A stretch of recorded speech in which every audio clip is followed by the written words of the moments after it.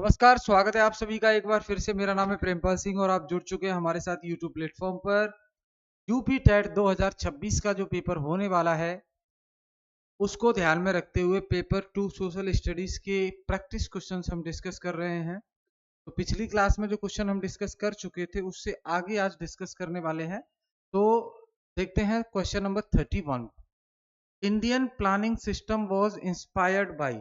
India का जो planning system है उसकी इंस्पिरेशन हमें कहां से मिली? भारतीय योजना जो इंडियन प्लानिंग सिस्टम किससे प्रेरित था? मॉडल ऑफ यूएस या यूएसएसआर या यूके या जर्मनी?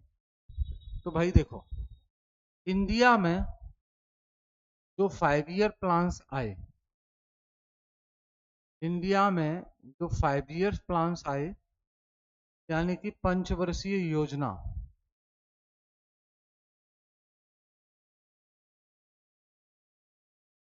पंचवर्षीय योजना ये कहां से बोरो किया हमने कॉन्सेप्ट? तो ये यूएसएसआर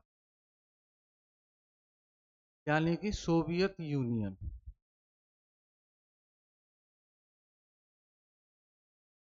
सोवियत यूनियन। ठीक है। आपको पता है कि यूएसएसआर का डिसइंटीग्रेशन हो गया था।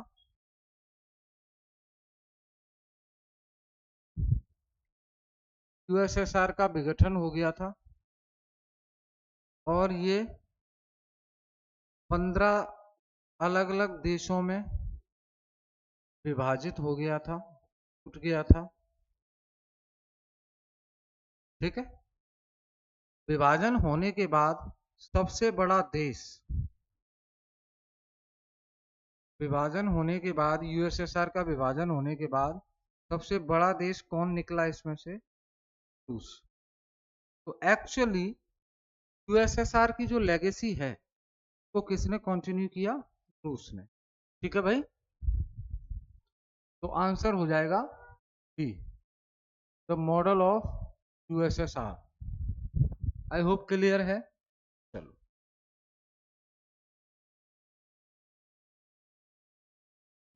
आगे देखें। 32। Lal Bahadur Shastri was a minister in union cabinet from. Lal Bahadur Shastri union cabinet में मिनिस्टर थे कब? तो 52 से 56 नहीं,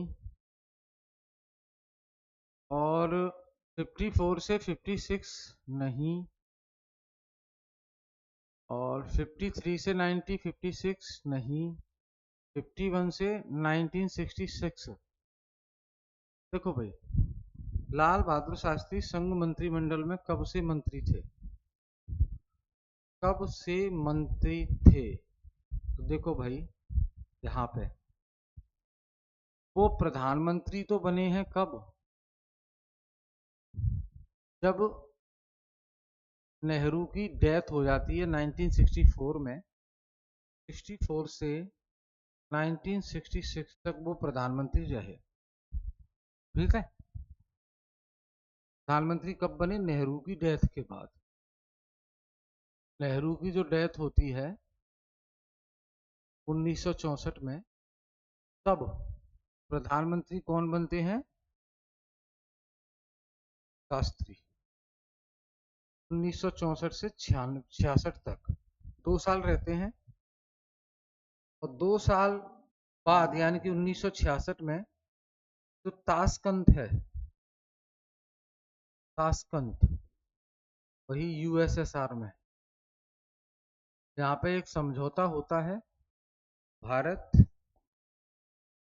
प्लस पाकिस्तान का। जनरल अयूब खान रहते हैं पाकिस्तान की तरफ से, अयूब खान। और वहां पे मिस्टीरियस डेथ हो जाती है लाल बहादुर शास्त्री की। तो ये तो प्रधानमंत्री वाला टेन्योर हो गया इनका। प्रधानमंत्री बनने से पहले वो नेहरू कैबिनेट में मिनिस्टर भी रह चुके हैं, नेहरू मंत्रिमंडल में मिनिस्टर रह चुके हैं। तो ये आपका ये वाला टाइम पीरियड हो जाएगा। ठीक है। आगे देखें।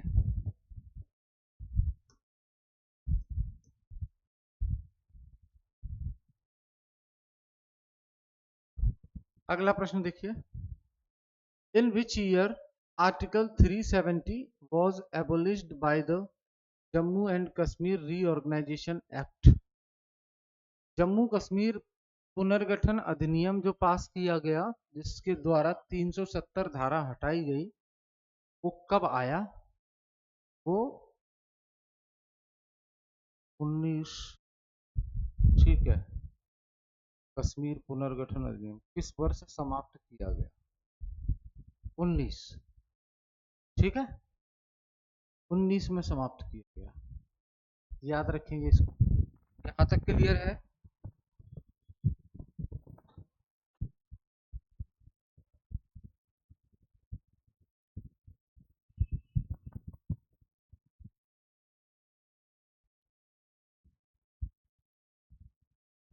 ठीक है,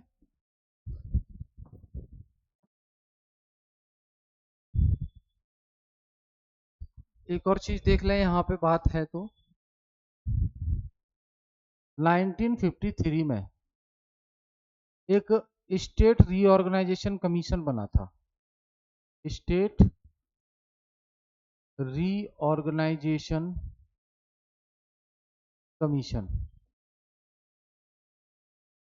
कमीशन बना था और इसके अध्यक्ष थे फजल अली। इसलिए इनके नाम पर इसको फजल अली कमीशन भी कहते हैं, फजल अली कमीशन ने अपनी रिपोर्ट भारत सरकार को सौंप दी। कब? 1955 में। और इसी रिपोर्ट के आधार पर भारत में पार्लियामेंट ने, इंडिया में भारत की संसद ने एक राज्य पुनर्गठन अधिनियम पारित किया, इसे बोलते हैं स्टेट रीऑर्गेनाइजेशन एक्ट 1956। इस एक्ट के आधार पर पहली बार भारत में 14 राज्यों प्लस 6 यूनियन टेरिटरी बनाई गई।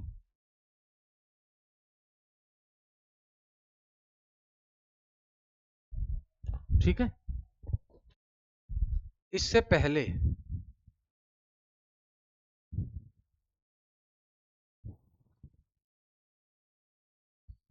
ठीक है, याद रखेंगे इसको। इसके बाद, यानी कि इसके बाद बहुत सारे, जैसे जो बॉम्बे प्रेसिडेंसी थी वो टूट जाती है गुजरात और महाराष्ट्र में। दो स्टेट अलग अलग बन जाते हैं। फिर लास्ट जो देखने को मिला, आंध्र प्रदेश से टूटकर तेलंगाना अलग हो गया 2024 में आंध्र प्रदेश से टूटकर तेलंगाना अलग हो गया है, वो लास्ट है।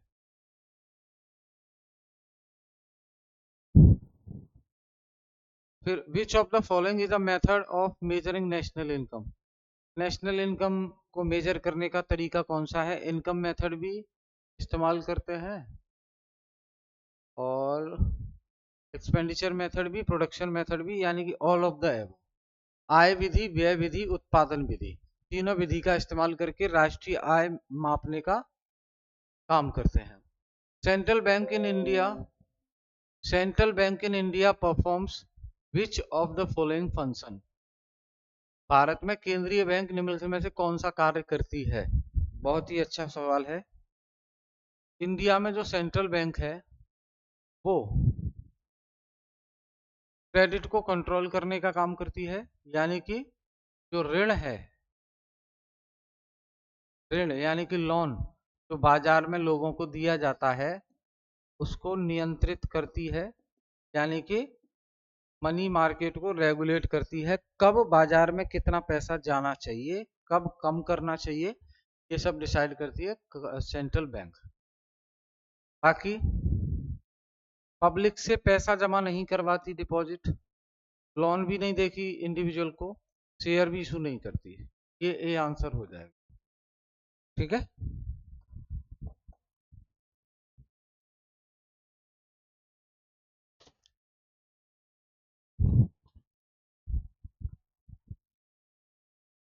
इन शास्त्री जी के टेन्योर में India faced a war with which country? Lal Bahadur Shastri जब प्रधानमंत्री थे तो उस समय भारत का युद्ध किसके साथ हुआ था? तो बिगड़ेल पड़ोसी हमारा, ठीक है। तो भारत पाकिस्तान, भारत पाकिस्तान का युद्ध होता है कब? 1965 में, ठीक है। यहीं पे हम 90,000 सैनिकों को सरेंडर करवाते हैं। याया खान थे यहाँ पे, और सॉरी, अयूब खान, अयूब खान, ठीक है। क्लियर? सरेंडर यहाँ नहीं करवाते, हम करवाते हैं कहाँ? 71 के में। भारत पाकिस्तान का 1965 का। इसके बाद जो समझौता होता है वो शिमला समझौता होता है ना। ये ताशकंद समझौता शास्त्री जी के टाइम पे क्या हो गया मुझे, ताशकंद समझौता शास्त्री जी के टाइम पे 66 में होता है। इससे पहले भारत चीन का युद्ध हुआ, भारत चीन युद्ध। तब शास्त्री जी प्रधानमंत्री नहीं थे, तब नेहरू जी थे 1962 में, ठीक है।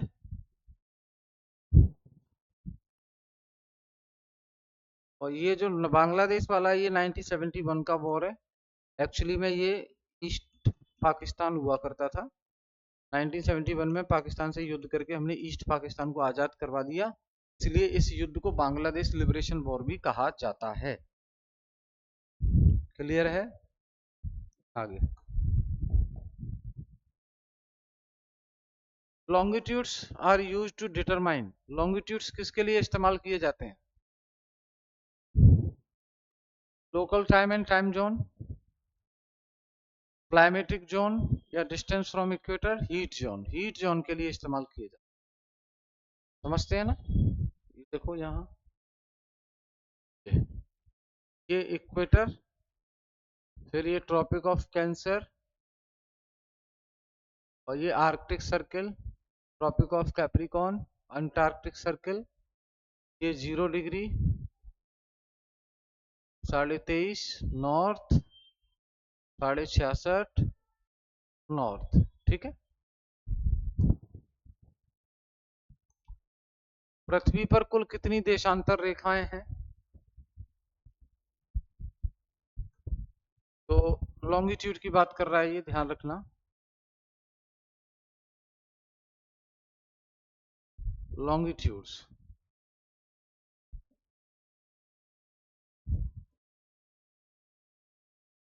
देशांतर रेखाएं कितनी है? 360, including including 0 degree prime meridian और 180 डिग्री इंटरनेशनल डेट लाइन, अंतर्राष्ट्रीय तिथि रेखा। इसको कैसे बनाएंगे डायग्राम? देखो इसका, ये ये 0 डिग्री, इसके नीचे जो जिगजैग वाली है लाइन वो 180 डिग्री, ठीक है। तो जिगजैग वाली 180 डिग्री और स्ट्रेट वाली 0 डिग्री। अब 0 डिग्री को तो बोलते हैं prime meridian, international time line, या ग्रीनविच मीन टाइम, ठीक। और 180 डिग्री को बोलते हैं international date line, international date line, ठीक है, याद रखें। आगे देखिए, the inner most layer of the earth is known as, earth की जो इनर मोस्ट लेयर है उसको क्या कहते हैं? तो जैसे मैं ये बनाऊं, ये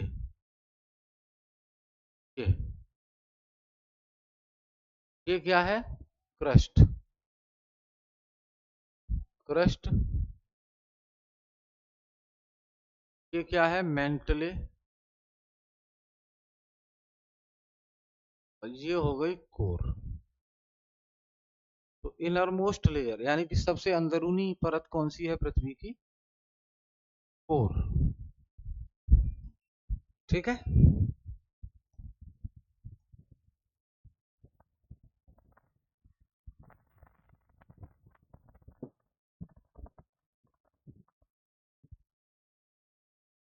विच discontinuity lies between the mantle and the core. जैसे ये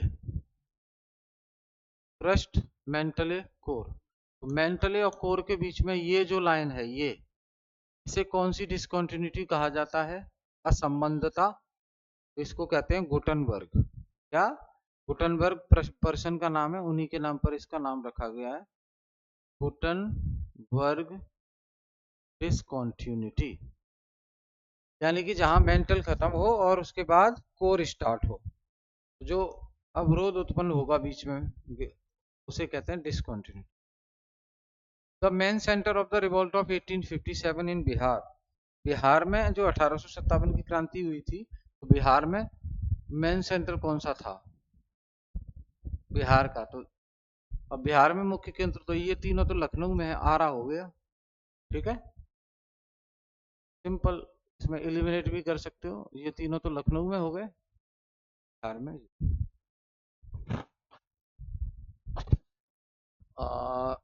नाना साहेब यहाँ से, झांसी से लक्ष्मीबाई, लखनऊ से बेगम हजरत महल,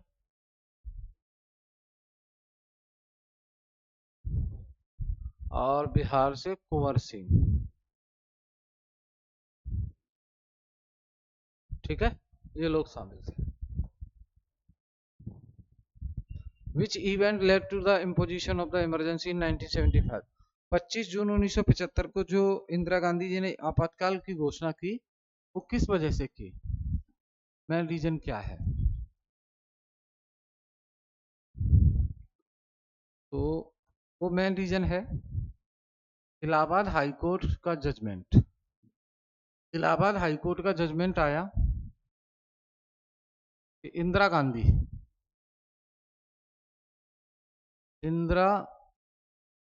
गांधी ने चुनाव में, जो कि रायबरेली से जीता था, चुनाव में गवर्नमेंट की जो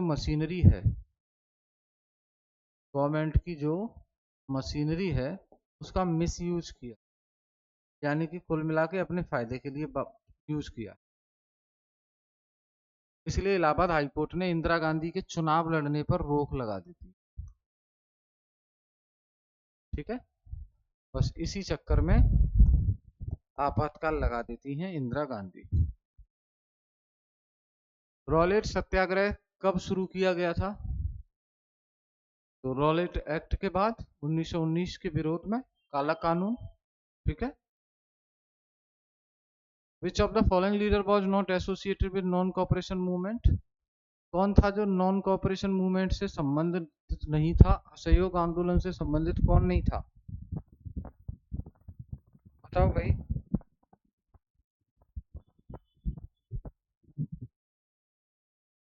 सी आर दास शामिल थे, मोतीलाल नेहरू शामिल थे, सुभाष चंद्र बोस नहीं थे, लाला लाजपत राय थे। नॉन कॉपरेशन मूवमेंट में सुभाष चंद्र बोस शामिल नहीं थे। ठीक है, याद रखेंगे। इंडियन कॉन्स्टिट्यूशन, एक सेकंड,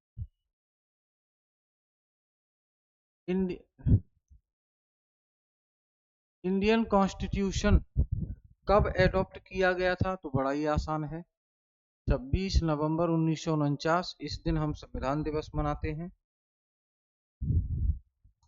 आगे, which of the following is not a source of Indian constitution?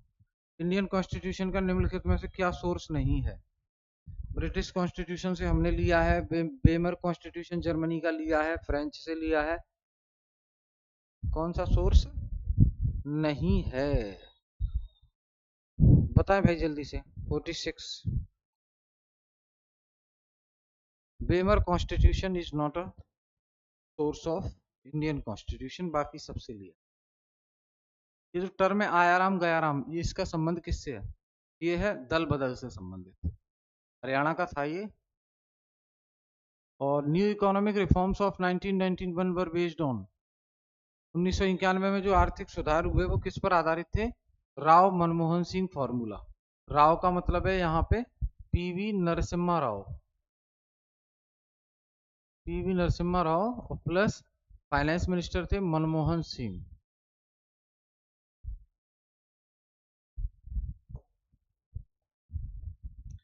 The reorganisation of state 1956 was based on, भाई राज्य पुनर्गठन अधिनियम जो 1956 आया था वो किस आधार पे था? भाषा के आधार पर राज्य बनाने के लिए था। The layer of earth where most of the earth mass is concentrated, mantle crust, outer core, क्या है बताओ इसमें?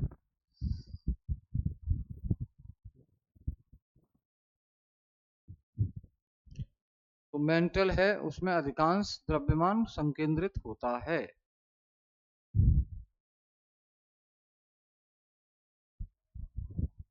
क्लियर है इतना दोस्त? ये डिस्कस किए हमने क्वेश्चंस, हम फिर मिलेंगे नेक्स्ट क्लास में। तब तक जुड़े रहिए हमारे साथ। कोई डाउट है आपके तो प्लीज कमेंट कर दिया करो, उन चीजों को शामिल किया जाएगा क्लास में। ठीक है, बहुत बहुत धन्यवाद।